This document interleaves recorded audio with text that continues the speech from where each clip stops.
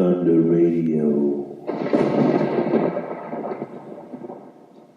where we groove as the spirit moves. Yeah.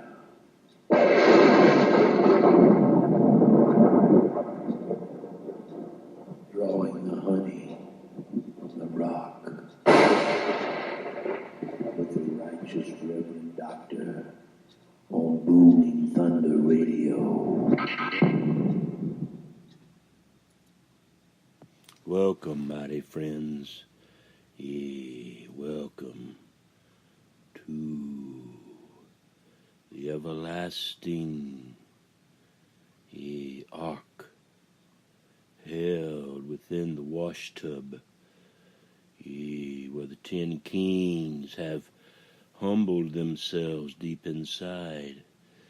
Let the words of our mighty brother Micah be as nails in one hand and a hammer, finishing his portion, that the large beasts, can come up the ramp, the wild ones. Yet with the chain the beasts, the good and the bad, must come. That the goodness would flow with mercy into the wicked, and with each step they take up the ramp, let each menorah, each almond branch, the fruit of the vine, like the seed held close, a pomegranate, with bells ringing all around.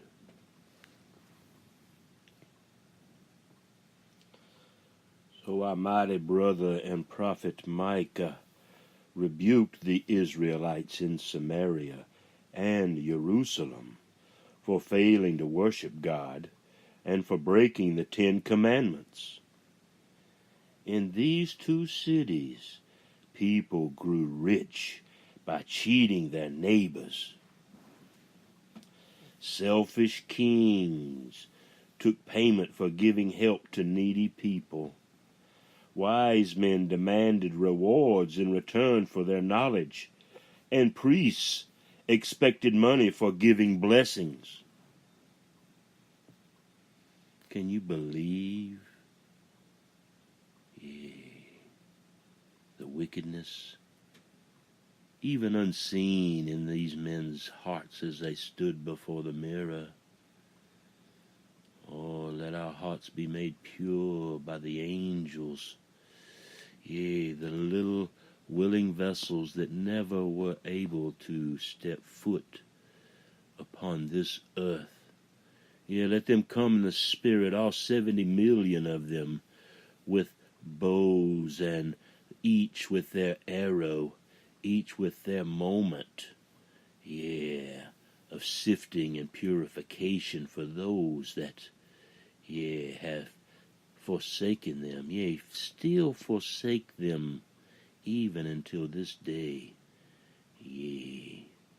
Wipe the righteousness of 20 weeks or 25 weeks, or let the law be justice, that when the moment of time, the first cells created. Do you know what the first 2 things that are created upon an infant in the womb, mighty friend? The first thing in a child is his heart, or her heart. So the heart is made first.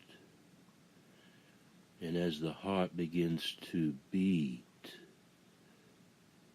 do you dare guess what comes next? what flows from the heart, mighty friend. Yeah, the smallest member, yeah, that causes the flaming fire. The tongue is the next thing.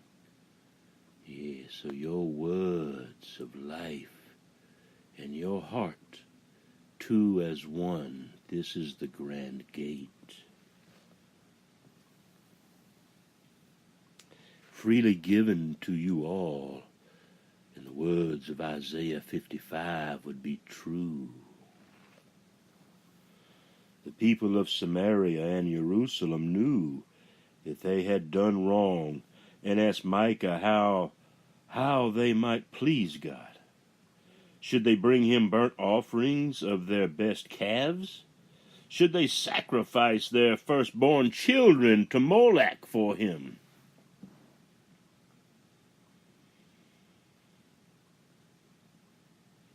Micah replied that God did not want any of these things. Instead, he expected their faith and obedience. He wanted them to do justice, to be kind, and to respect God. Micah knew that if people did this very simple thing, there would come a time when there would be peace in the land, and no man would have to fear his neighbors. God's children would set an example for all, by the hand of Micah. The split window of your mind. God's children would set an example for all. People would come from all over the world to God's temple out at Mount Zion and accept his laws.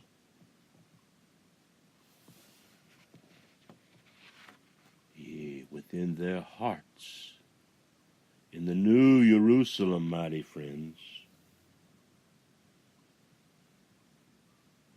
Now, did you know that for hundreds and hundreds of years, the Israelites and other nations remained captives of the Assyrians?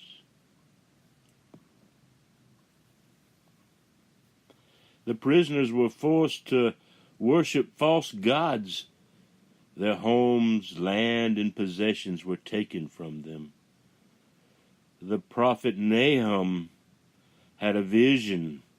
Our treasured brother and faithful servant, saw the fall of Nineveh, the richest, strongest city in Assyria. God appeared and told the prophet that Nineveh's good fortune would suddenly change, that Israel and other captive nations, that they would fight and destroy the mighty empire of Assyria. All this Nahum wrote down in a long, long poem. You should read it one day, mighty friends. You see, in his vision, Nahum saw the great Assyrian army fleeing from Nineveh. Officers dressed in bright scarlet uniforms were trying to keep order among their men, but they could not.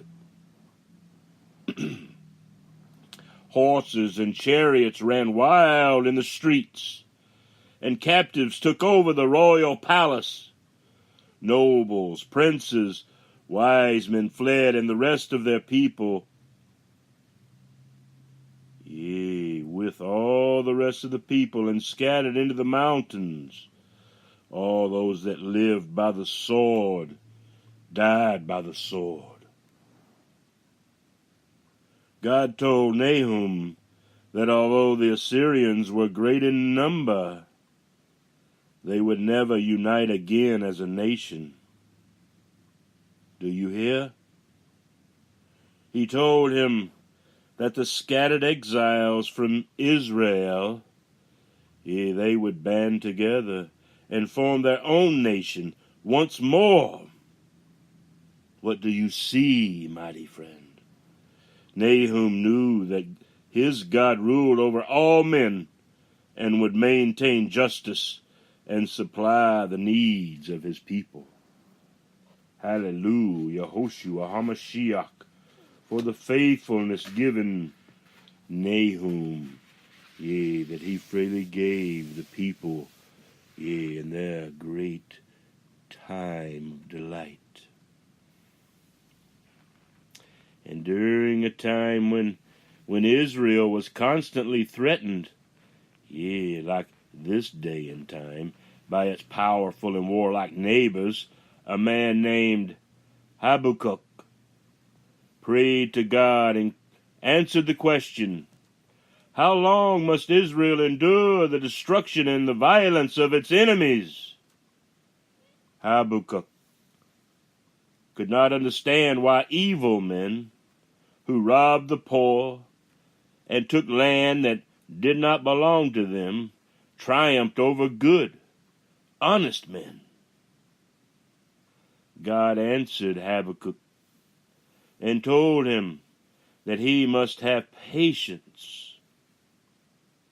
He said that in time the greedy people would destroy themselves because they were never satisfied with what they had and always wanted more.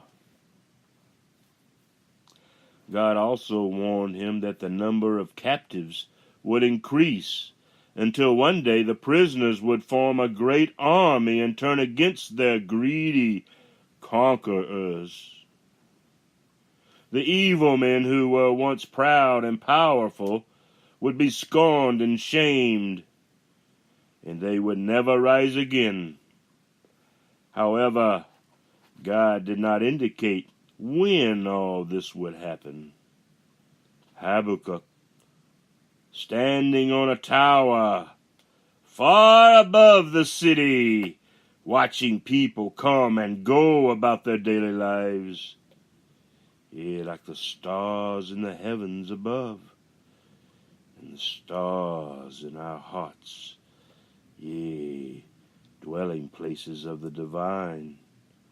He thought about this very question and the answer God had given him.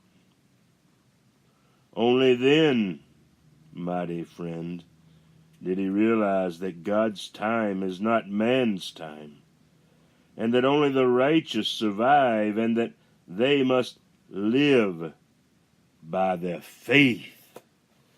Hallelujah, Yehoshua HaMashiach, yea, for his dwelling place. So the people of Jerusalem had once again fallen into evil ways. Their kings were obedient to foreign rulers, and they worshipped pagan idols, and their conquerors in addition to the God of Israel.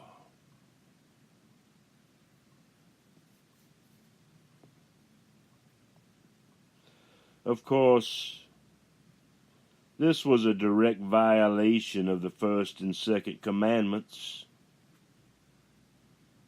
Zephaniah, a distant relative of the royal family, had studied the law of Torah and the earlier prophecies of Amos and Isaiah. He knew that all this wrongdoing would eventually be punished. Zephaniah warned the people, and his preaching was later written down as a prophecy against the sins of worshiping other gods, of disobeying God's laws, and of following pagan ways, knowingly or unknowingly.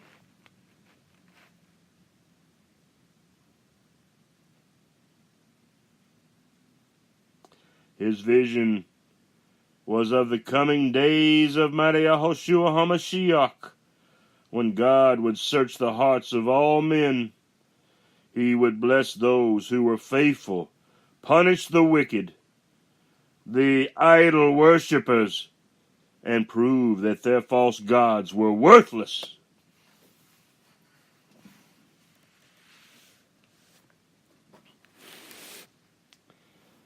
So after their long captivity in distant Babylon, yea, even mystery Babylon unto this very day, the spiritual tribes of Israel were allowed to return, yea, within their ruined cities, yea, the city of Jerusalem, where the rain once was thrown. Now it's only tears upon their hearts. God's great temple had been burned down, and the people who lived in the city and the country nearby did not prosper. Yea, do you even wonder why, mighty friends, little lambs of the light?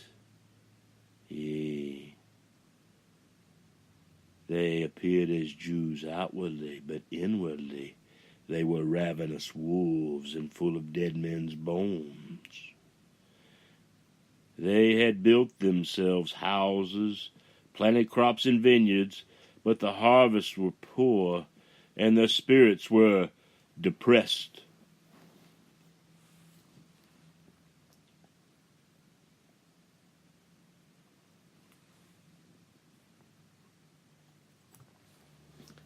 At this time, two mighty prophets arose.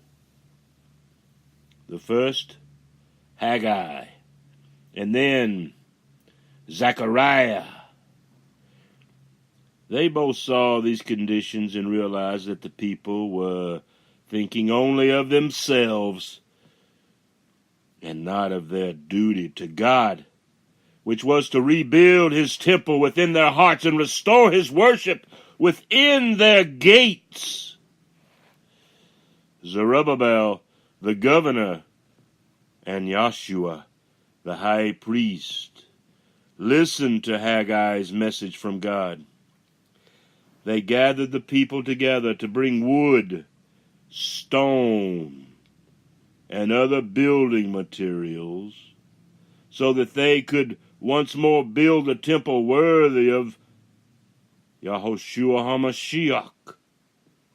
They knew that by losing their indifference in going about this great work, the people would once again be blessed. When the temple was finished, God was pleased with the people's work, although it was not as rich in treasures as the one that Solomon had built. It was filled with the people's spirit of love. Because of this, it was truly God's house and the center of prayer upon all the earth. And the sinner, yea, sinners hiding as wolves in sheepskin clothing, was still lurking in people's lives. Zechariah received God's messages in the form of visions, which were explained to him by angels, while Haggai saw chiefly the need for the rebuilding of the temple. Zechariah saw the wider results of reestablishing God's rule in the world. Do you see it, mighty sailor? Able seaman, mighty captain to become, yea, hallelujah, Yahushua HaMashiach, and the everlasting glory, yea, in each of our hearts. That hope beyond, yea, imagination.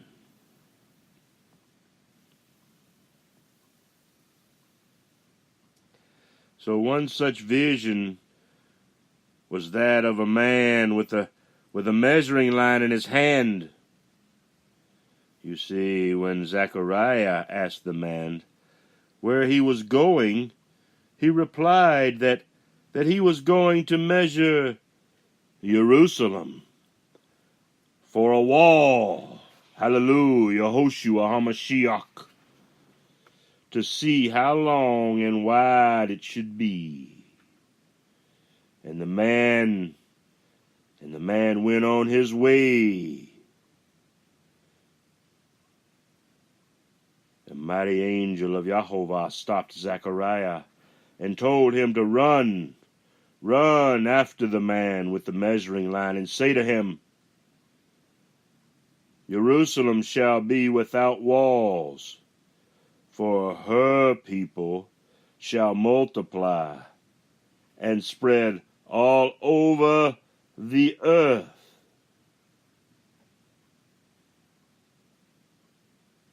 Do you understand? To guard the gate and how precious it really is. The new Jerusalem, the dwelling place of God in your heart. For this was to be the new Jerusalem, the city God, yea, that God included all the people everywhere, yea, to come within their hearts, out of heaven into the heavens upon the earth. Yea, like the prayer of our Father, yea, in the message of Malachi. Do you hear? You best pay attention now. The message of Malachi is found at the end of that portion of our Bible. Yea, the Westerner's mind, yea, that we now turn with the snapping, yea, of the blossoms on the mountains, which is called the Old Testament. Like a library, the Bible is a collection of many books. Yea, how many more days do we have? 27? Yea, plus the 2, yea, added to this 29th one would be a 30. Yea, cleansed in the water, yea, that the curse would never come. Yea, like a library, the Bible has many mysteries and many collections and many, many books. Some of history, some of poetry, some of the laws of Torah and men, many dealings with wisdom by Tzaddiks of old, and some with understanding and knowledge of God, and others deceivers of the hearts and minds of men. The words of those who spoke for God, the prophets, were written down on long rolls of parchment, and these scrolls, as they are called, were carefully copied and preserved from one generation to another down through the centuries. Thus there developed the written word of Yahovah, yea, which is the manifestation of the everlasting glory in heavens upon the earth, which men could study and teach and freely give as fruit does from its tree. And while there would always be future prophets and preachers to bring the knowledge of God to Yahovah's people, the great age of Hebrew prophecy was complete.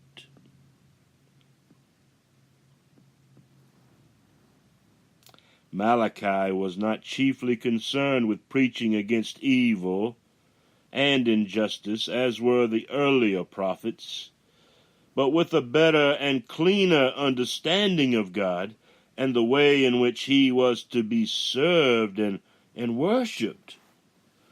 Malachi knew that people would always have hard times and would become discouraged, and he told them that there is a divine purpose in all things, and that in the end God's will be done in the heaven above and in the heavens upon the earth, which is the grand gate of each of our willing vessels and our hearts. May the one who pierces the veil and tosses with shamir between his thumb and fingers, like the 70 million babes never born, may their arrows be everlasting, and may their bow be in their left hand and never miss, like those of the beloved David of long ago. 70 million do they sling and fling in unison, arrows everlasting upon those wicked enough to remove them like gods that can rule over flesh and blood. May the gallows they built for others be their final destination, mighty friends.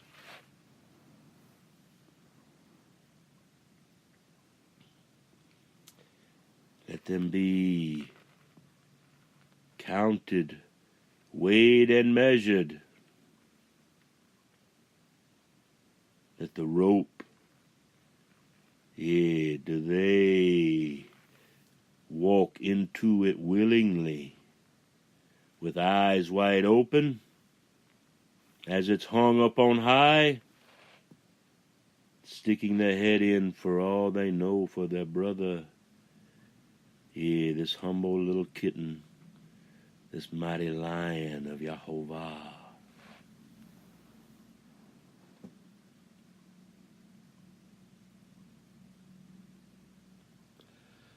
God's love for his people has been proved by the things he has done for them in the past, in the present, and in the everlasting that has come. Since we were all created by one God, we should treat all men as our brothers. Kindness,